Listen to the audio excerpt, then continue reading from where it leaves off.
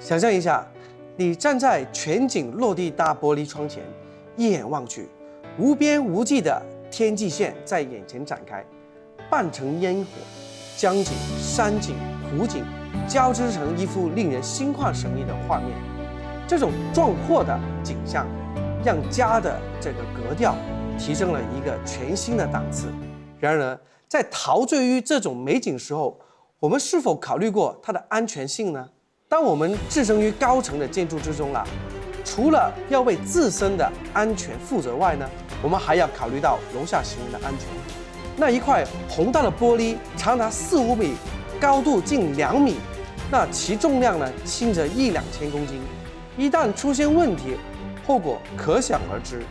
这种大落地玻璃一般都是用钢化玻璃，它的强度高，但是呢，自爆率却在3/1000。这是因为钢化玻璃内含有一种叫硫化镍的晶体杂质，这种杂质呢，在膨胀的时候呢，会使玻璃从内部开裂。如果在制作的过程中，工艺流程未能得到严格的执行，那么玻璃的自爆率还会进一步提升。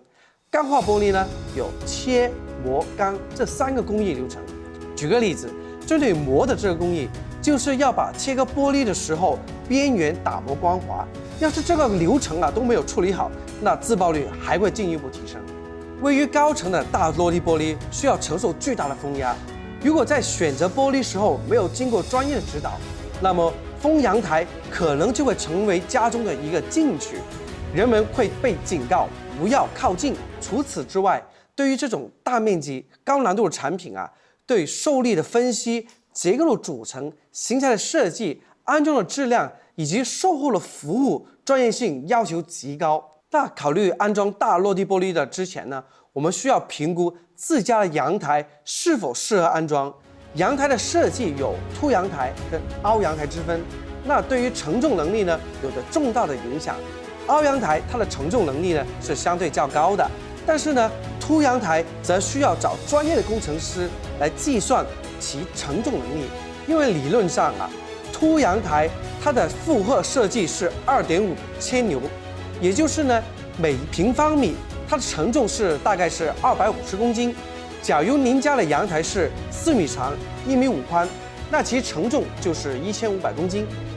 所以在选择玻璃型材的结构的时候呢，就要考虑到重量的因素，不是说玻璃越厚、型材越宽就是越好。特别是老旧小区中和那种假的小凸阳台，我们需要更为慎重地考虑这个问题，因为一旦出现问题，责任完全落在是业主身上。还有一点需要注意的就是隐私问题。如果您家的阳台视野开阔，前面是公园、湖泊、大海，那这个问题还好。如果前面还是楼宇的话，那么你能轻松看到外面的同时，别人也能轻松地看到你的家。尤其是在晚上，当室内的灯光亮起的时候，即使你家的玻璃是贴了膜的，外人也是很轻松地看到你家的内部情况。如果你仍然要决定要安装这个大的落地玻璃，我们有一些建议。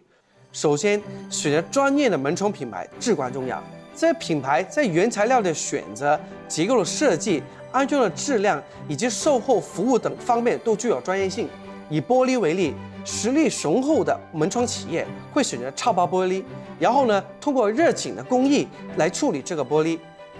将钢化玻璃的制爆率从3/1000降到1/1000。此外，这些大品牌通常都会有专业的工程师，他们可以根据您家的阳台承重能力以及抗风压所需要的玻璃厚度、结构设计、型材厚度等因素呢，为你提供最优的解决方案。在我们追求美丽景色的同时，我们也需要记住，安全始终都是第一位的。落地大玻璃可以为我们的家增添一份豪华与美感，但是呢，我们在选择的时候需要慎重考虑，确保这一种美丽不会带来潜在的风险。那以上就是我们本期的全部的内容，喜欢的话可以给我们点个赞。那我们下期再见，谢谢。